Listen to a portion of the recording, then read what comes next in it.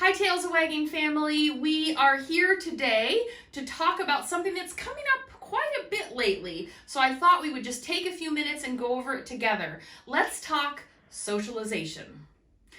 When we think about socialization, a lot of times people misunderstand it and they think that socialization means your puppy needs to love all the people and your puppy needs to love all the dogs. And that's not it. Socialization has three components.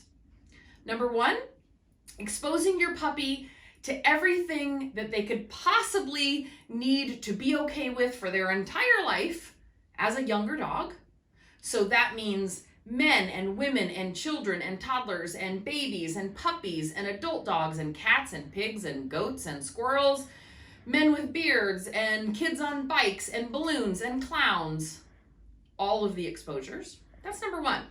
Number two is pairing that exposure with something wonderful and amazing each and every time. Not most of the time, not some of the time, each and every time. Well into your puppy's 15th month. So many times people will do this kind of exposure work for a couple of months and then they kind of lag off a little bit, but not understanding that your puppy's going to go into different developmental stages.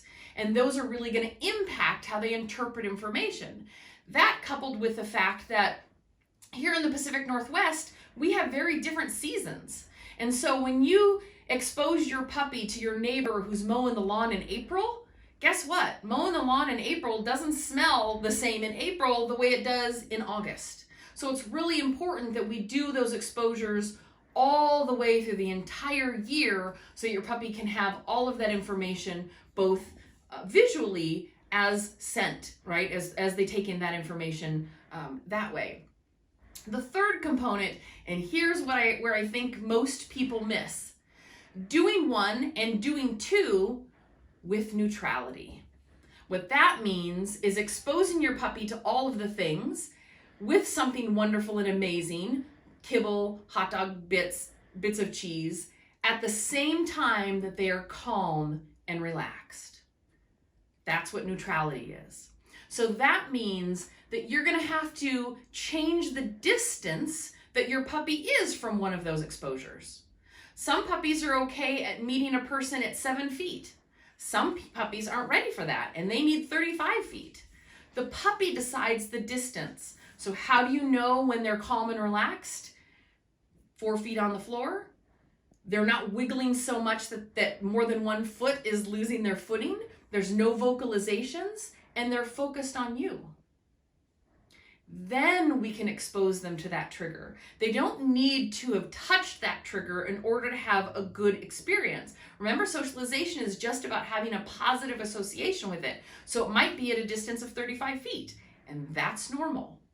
And as your puppy gets better at that distance, at being calm, relaxed, and focused on you, and able to eat and able to receive those rewards, then you can start decreasing that distance and getting closer and closer and closer. But if you're out walking your puppy and your puppy sees another puppy and you're like, oh my God, he's so friendly and he wants to meet everybody, and we go, that's not socialization.